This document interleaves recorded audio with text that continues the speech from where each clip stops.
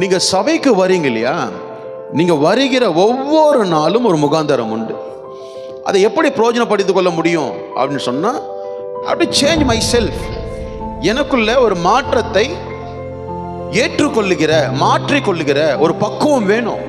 யோசியா ராஜாக்கு இருந்த பக்குவம் யோயாக்கிம்க்கு இல்லாம போயிடுச்சு. இல்ல, யாரெல்லாம் பரிசுத்த வேதாகமத்துல தேவனுக்கு விரோதமா செஞ்சு தேவனுடைய கோபத்துக்கு ஆளாகி சிறைப்பட்டவங்க, அடிக்கப்பட்டவங்க, சிறுமப்படப்பட்டவங்க, அவங்கெல்லாம் மறுபடியும் ரியலைஸ் ஆகி தங்கள் மனம் திரும்பி மறுபடியும் தேவன் முன்பாக தாழ்த்தி தேவன் அவர்களை மறுபடியும் உயர்த்தி வைத்து இந்த காரியங்கள் நம்ம பார்த்து கொண்டு வருகிறோம்.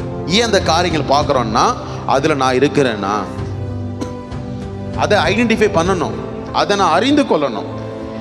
நீ பிரசங்கத்துல குறை கண்டுபிடிக்கிறது, பாயிண்ட் கண்டுபிடிக்கிறது, இது இவங்களுக்கு இது வேணுமென்று பேசுறாரு, இது அவங்களுக்கு இது அதுக்காக பேசுறாரு, யாருக்காக கிடையாது, உனக்காக எனக்காக அப்படின்ற தெளிவு இருக்கணும்.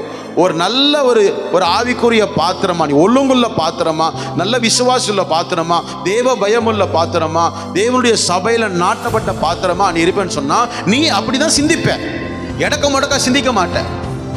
அதுல குறைகளை கண்டுபிடிச்சு அதை ஒரு ஆராய்ச்சி செய்து அதுல 10 பேருடைய விசுவாசத்தை குழப்பி 10 பேருடைய பலிபீடத்தை இடிச்சு இது பண்ண மாட்டேன். பாருங்க, ஒரு மனுஷனுடைய தாழ்த்தாததுனால சந்ததி சந்ததி சந்ததி சந்ததி சாபம் ஆயிடுச்சு. இல்ல, அப்ப நம்ம பரிசுத்த வேதாகமத்துல கொண்டு வரோம். இவ்வளவு பேர் இப்படி பண்ணிட்டாங்க, அப்புறமா தாழ்த்தினாங்க, அப்புறம் மறுபடியும் ஆண்டவர்களை கட்டினாரு.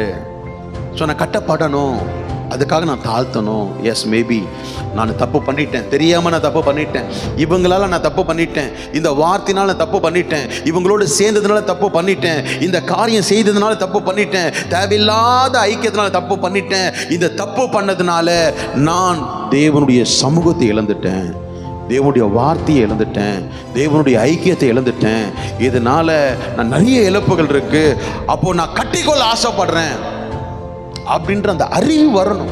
ஒரு ஊழியக்காருக்கு தெரியும் ஒரு ஆத்மாவை எப்படி கட்ட வேண்டும் என்று சொல்றேன். என்னையும் செய்து சொல்றேன், தேவனுடைய வார்த்தைகள் நேராக கடந்து வரும் பொழுது அந்த வார்த்தையில என்ன நான் கற்றுக்கொள்ளணும், என்ன நான் மாற்றிக்கொள்ளணும், என்ன எப்படி தாழ்த்தணும் அப்படின்றது நிதானிக்கிறவங்க தான் தேவனுடைய கிருபையில வளர முடியும்.